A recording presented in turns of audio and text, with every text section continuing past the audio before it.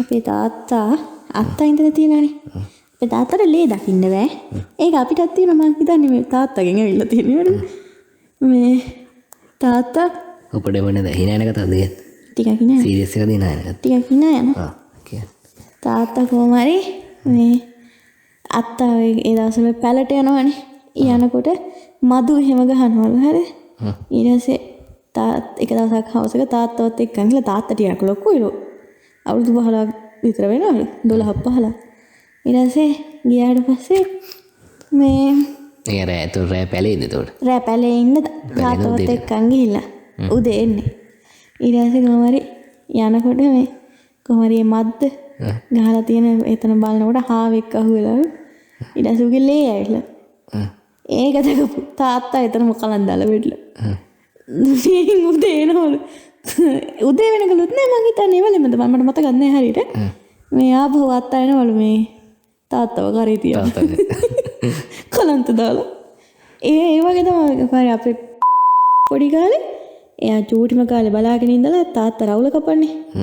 එහෙම කරලා ඒක බලාගෙන ඉඳලා අරගෙන කොහමරි ඩයල් එක උඩකට නැගලා ඒක අරගෙන රේසරේ අරගෙන ඒ දවස්වල අර තිබ්බේ අර බ්ලේඩ් එක දාන එකනේ. අප්ඩේට් මාරු කරන්නේ දන්නවනේ. අර බ්ලේඩ් එක අරන් දාලා වහ එහෙම තියෙන. දෙලිපි හිනෙන්නේ කියන්නේ. නෑ. බ්ලේඩ් තලේ දාන්නේ. ඒක අරගෙන මේ පොරත් රවුල කපන්න ගිහිල්ලා. පොරගේ ඇහිපැම උඩ කැපිලා. හරිද? දැල්ලී ගල්නවලු හැදිගේ ගල්නවලු. අම්මට රවුල කපන්න කියන්නේ උඩ කපන්නේ ඇහිපැම කපන්නේ. නෑ එයාට තේරෙන්නේ නෑනේ. එයාට පොඩි කාලේ අවුරුදු පොඩි 2 3ක් වගේ ඇතිලු. ඒතර ඉපදිලත් නැද්ද? මං ඉපදිලත් නෑ. මං ගියාත් මේ මැරිලත් නැතුව. ඊට පස්සේ කොහොමරි ඒක අරගෙන කපන්න ගිහිල්ලා ඒක කොහොමරි යාගේ එතන වැදිලා තියෙනවා. හැවුඩි වෙලාවට ඇහි වැදිලා නැහැ. ඇහි බැම වැදිලා තියෙන. ඒක කොහොමරි ලේ ගන්නවා. තඩනවල අම්මා බලන්නේ දැන් තාත්තා බලන්න ඇවිල්ලා. ඒක බලන් ඉඳපු තාත්තා ටික වෙලාවකින් කලන් දාලා එකෙන් උඩට. ඊට පස්සේ ආයෙ තාත්තා තියලා කෙලින් කරලා වතුර ටිකක් ගහලා අම්මා එරන් ගිහලා පිටලකට. නමුදද?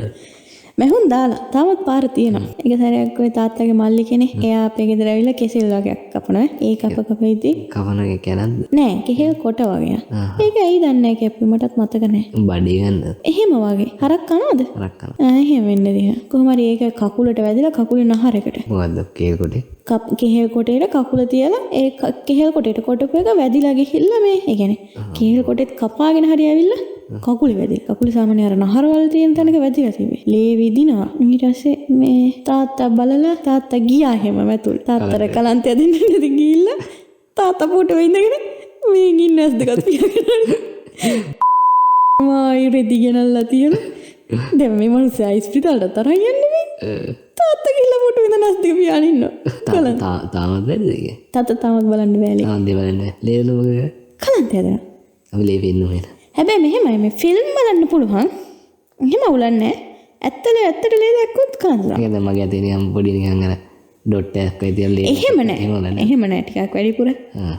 සාමාන්‍යයෙන් වැඩි නේ සතෙක්වත් මැරුණොත් මේත් කේස්. ඔව් ඒ කොහොම හරි එක සැරයක් ඔය වගේ මේ ගෙදර මේ දොඩම් ගහ කපලා ඒක සුද්ධ කරගෙන දොඩම් ඉත්තක් කොහොම පෑගිලා ඒක කකුලේ සාමාන්‍ය පිටිපස්සේ විලුඹේ ඉඳන් අඩි භාගයක් වගේ උසින් වැදිලා මේ තුවාල වෙලා දැන් ලේ වැටිලා කොහෙද කියලා හොයනවා ගන්න බෑ කාටවත් බලද්දි තාත්තගේ හැබැයි එතන යාට කලන්ත හැදුන්නේ නැහැ ඒක ටිකක් පොඩි තුවාලයක් අර ලොකු තුවාල වුණොත් තමයි බයි ෂොක් එකකට එන්නේ නැද සමහරට අර ළමයා පොඩිනේ එහෙම බය වුණත් දන්නේ නැහැ හැබැයි අපිටත් ඒක තියෙනවා ඔයත් බයද ලේ වලට බය නැහැ තාත්තා ඉන්ජෙක්ෂන් කටු වලට බයයි ඒක අපිටත් ඇවිල්ලා තියෙනවා බයයිනේ මම වෙන්නේ අර එදා මෙහෙන් ගෙව්වේ මූණ තිබ්බේ කොහොමද හරි ඒක මගෙත් ඒව නේද මූණ අහක බලන් ඉන්නේ බැලුවොත් කලන්ත වෙනවා මාත් ඒ අහක බලන්නේ මට රිදෙන හින්දා මම අහක බලන්නේ බලන් ඉඳත් කට්ට ගහනෝනේ රිදෙනවා නෑ ඒකට අතට ඒකට ලේ පිරෙද්දී අවුල් මම නම් බලනවා කට්ට ගහුවට පස්සේ චුට්ටක් නෑ කඩි කරනවා වගේ දැනෙනවා දැන් ලෙවල්ලා අර ලේ ගන්න බලන් ගන්නවා නේද ගන්න එක්කන එතන මම බලන ලේ යන විදිහ එහෙම අර කට්ට එනකොට පිරෙන ඒක අවුල් මට මං කොහොම හරි අර ඔයාලට මතකද දන්නේ අර මේ යාළුවෙන් කාලේ අර කැම්පස් එකේ ඉන්නකොට උණක් හැදිලා ගියාට පස්සේ මේ ලේ චෙක් කරන්න කිව්ව ඩෙන්ගුද කියලා ආව් මතකද මම එතන කොහොම හරි ලේ ගන්න එක මං ඇනලා ලේ ගන්නකොට කට්ට දිහා බලලා ඒක ඇතුළට ලේ පිරෙන දැක්කම මට කලන්තය වගේ ඊට පස්සේ මං එහෙම ලේ අරන් ගිහුණාට පස්සේ ආ කොහොම පොඩ්ඩක් ඉන්නකො කියලා කන්න දුන්නා නේ ගන්න දුන්නේ එහෙම ඉන්නේ කියලා එයාත් අල්ලගෙන හිටියා වැටේ කියලා නේ කොහොම හරි මේ කලන්ත දාන එක තියෙනවා මට ලේ ගන්න එක බැලුවොත් අයි මං වඩ කිව්වේ අර හොස්පිටල් ඇඩ්මිට් කරලා ජර්මනියක් ගිහලා එතන කොහොම හරි ලේ ගන්න එක දිහා බලාගෙන ඉඳලා එතන අලුත් නර්ස් කෙනෙක් ගත්තේ අනේ මන් දැන් පුරුදු නැද්ද මගේ නහරවල් පේන්නේ නැද්ද කියලා කොහොමද දෙපාරක් විතර යන්නේ ඊළඟට මේ ලේනවා බලන්න ඉතින් මට කලන්තය ඇවිල්ලා අර ෆිට් එක වගේනේ ඇවිල්ලා ඊට පස්සේ ටික වෙලාවකින් අම්මා කතා කරනවා නේ මේ නිකන් ඒත් දැන් ඒක ෆීලින් එක හිතන්නකො නිකන් උමගක් වගේ කළුවරයි කෙලවරේ නිකන් අම්මට ගහනවා වගේ ඉතින් අම්මා කතා කරනවා ඊට පස්සේ ඇස්සර්ලා බලනකොට මේ දොස්තරලත් ඇවිල්ලා ඔක්සිජන් උත් ගිනලා රෝද පුටුවකුත් ගිනලා කට්ටිය දැන් උද අරන් යන්න ICU දාන්න අම්මට නෝගල ඒ මම ලැජ්ජාවට දෙවියන් හිටියා